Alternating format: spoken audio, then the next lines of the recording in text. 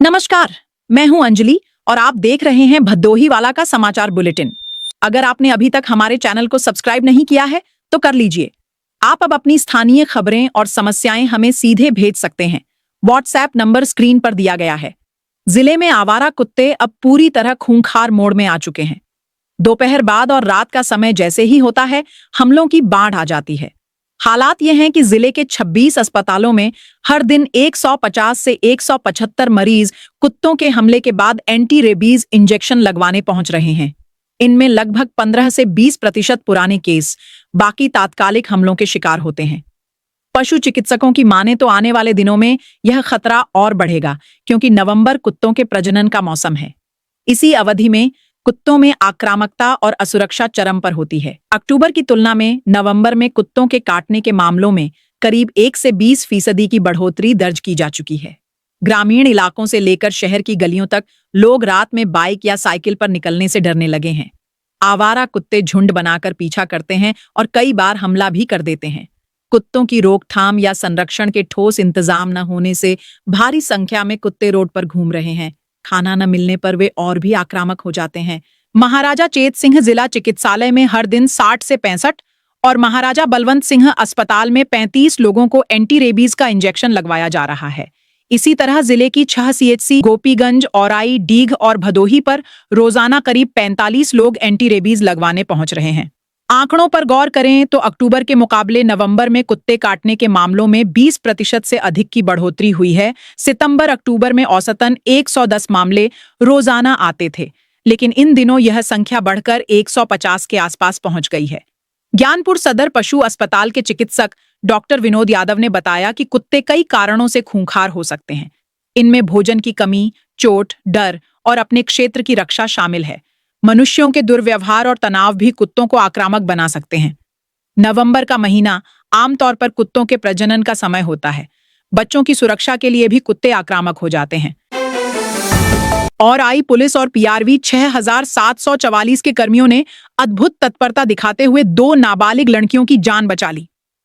दोनों बालिकाएं प्रेम प्रसंग के चलते परिजनों की डांट फटकार से आहत होकर कटका रेलवे स्टेशन पर ट्रेन के आगे कूदकर आत्महत्या करने जा रही थीं। सुबह करीब 5 बजे डायल 112 पर सूचना मिली कि 2 बालिकाएं आत्मघाती कदम उठाने की फिराक में हैं। सूचना मिलते ही प्रभारी निरीक्षक औराई, पुलिस टीम और मिशन शक्ति केंद्र की प्रभारी तत्काल मौके पर पहुंचे और समय रहते दोनों को सुरक्षित बचा लिया। पुलिसकर्मियों ने दोनों बालिकाओं को समझाया कि नाबालिग अवस्था में इस तरह के संबंधों में उलझना सही निर्णय नहीं होता।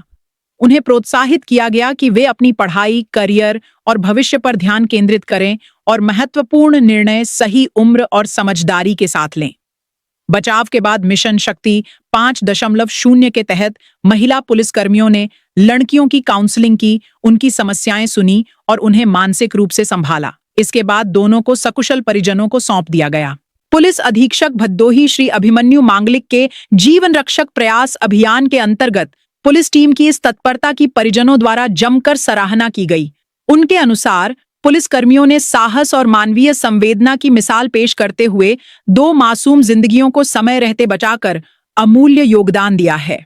पुलिस ने परिजनों को भी समझाया कि बच्चों पर कठोरता दिखाने के बजाय उनसे संवाद करें, उनकी भावनाओं को समझें और खुले मन से उनकी बात सुनें, क्योंकि संवेदनशील उम्र में सही मार्गदर्शन ही सबसे सहारा होता है। जनपद के भभोरी घाट पर रविवार दोपहर गंगा स्नान के दौरान एक 18 वर्षीय युवक की मौत हो गई। मृतक की पहचान प्रयागराज के मेजा निवासी अंकुश त्रिपाठी के रूप में हुई है, जो अपनी मौसी दुलार पांडेय के घर भभोरी आया हुआ था। रविवार करीब 1 बजे अंकुश अपने परिचितों के साथ गंगा स्नान के लिए घाट पर पहुंचा था। स्थानीय लोगों के मुताबिक स्नान करते समय वह अचानक फिसलकर गहरे पानी में चला गया। तेज बहाव और गहराई का अंदाजा न लगा पाने के कारण वह कुछ ही पलों में पानी में डूब गया। मौके पर मौजूद लोगों ने बचाने की कोशिश की, लेकिन तब तक वह लापता हो चुका था। सूचना मिलते ही घाट पर अफरा तफरी मच गई। स्थानीय गोताखोरों और ग्रामीणों ने खोजबीन शुरू की और करीब 1 घंटे बाद युवक का शव बाहर निकाला गया। उसे तत्काल स्वास्थ्य केंद्र ले जाया गया, जहां डॉक्टरों ने मृत घोषित कर दिया। अंकुश की मौत की खबर मिलते ही परिवार के लोग मौके पर पहुंचे और कोहराम मच गया। बताया जा रहा है कि वह पढ़ाई कर रहा था और छुट्टियों में अपनी मौसी के घर आया हुआ था। मुख्य न्यायिक मजिस्ट्रेट के आदेश पर कोतवाली पुलिस ने रविवार को फर्जी कागजात तैयार कर जमीन बेचने के आरोप में 6 नामजद सहित 8 लोगों के खिलाफ मुकदमा दर्ज किया है। आरोपियों पर आरोप है कि उन्होंने कूटरचित दस्तावेज बनाकर 97 लाख की जमीन मात्र 10 लाख रुपए में बेच डाली। मर्यादा पट्टी निवासी करीना ने शिकायत में बताया कि नाबालिग रहने के समय उनके माता पिता का निधन हो गया था और उनकी चल अचल संपत्ति की कानूनी वारिस वह और उनके भाई बहन हैं। राजस्व अभिलेखों में भी सभी के नाम दर्ज हैं। करीना का आरोप है कि उनके चाचा विजय कुमार तहसील कर्मियों की मिली भगत से उनकी और उनकी बहन की विरासत दर्ज नहीं होने दी। इसके बाद जमीन और गहनों पर कब्जा जमाने के इरादे से फर्जी कागज तैयार कर 97 लाख की जमीन का बैनामा 10 लाख में करा दिया। करीना के मुताबिक जब उन्होंने और उनके भाई बहनों ने इसका विरोध किया तो चाचा विजय कुमार, अरविंद कुमार और कुंवर ने उन्हें गाली गलौज कर भगा दिया। उन्होंने आरोप लगाया कि इस पूरी साजिश में फूल कुमार, रविदास और जनावती देवी भी शामिल हैं। गोपीगंज कोतवाली क्षेत्र के बेरासपुर गांव में रविवार सुबह दर्दनाक रोड एक्सीडेंट हो गया। बाइक से जा रहे मामा भांजे को एक तेज रफ्तार कार ने जोरदार टक्कर मार दी। हादसे में मिर्जा मुराद, वाराणसी के बरछाए निवासी 30 वर्षीय गुड्डू की मौके पर ही मौत हो गई, जबकि उनके मामा झूरी बनवासी 35 वर्ष निवासी गुलौरी गंभीर रूप से घायल हो गए। जानकारी के अनुसार झूरी बनवासी का भांजा गुड्डू अपने मामा के घर आया हुआ था। दोनों रविवार सुबह किसी काम से बाइक पर बेरासपुर की ओर जा रहे थे।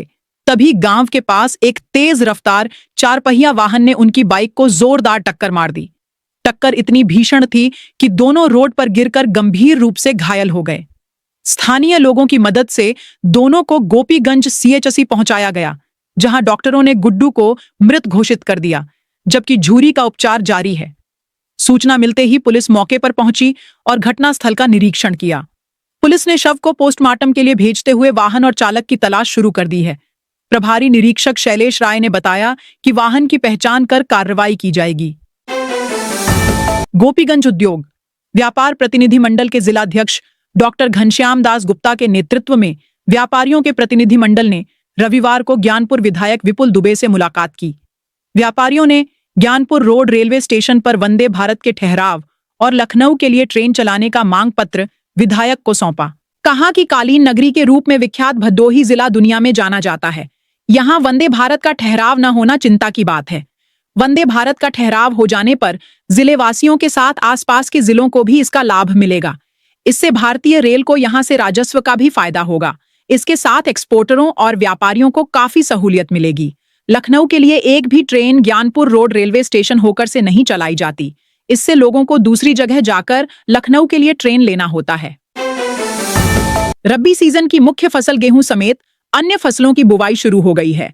किसानों को खाद और बीज की कोई कमी न हो तथा उन्हें उचित मूल्य पर गुणवत्तापूर्ण सामग्री उपलब्ध कराई जा सके, इसके लिए जिला प्रशासन और कृषि विभाग पूरी तरह सक्रिय हो गए हैं। प्रशासन के निर्देश पर तहसीलदारों द्वारा गठित टीमों ने दुकानों पर अभियान चलाकर सघन जांच की। कार्रवाई के दौरान दुकानदारों के बीच खलबली मच गई। टीमों ने कुल 30 दुकानों की जांच करते हुए 35 बीज नमूने एकत्र किए।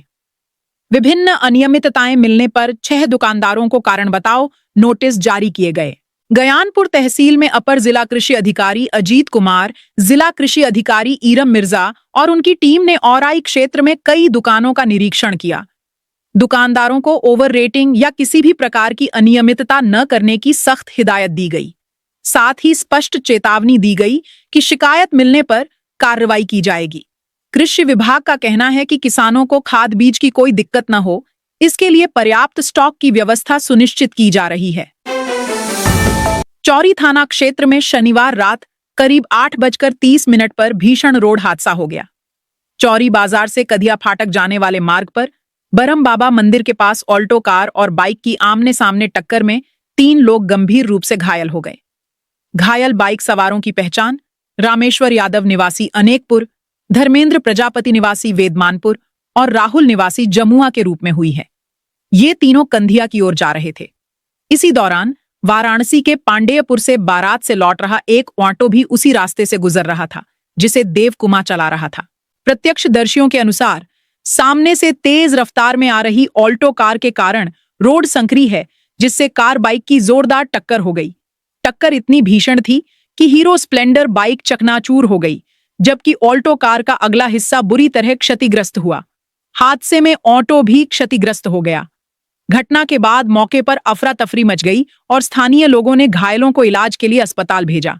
आज के समाचार में फिलहाल इतना ही। हम आपसे फिर मिलेंगे कल इसी समय भदोही की ताजा और सटीक खबरों के साथ। तब तक के लिए नमस्कार।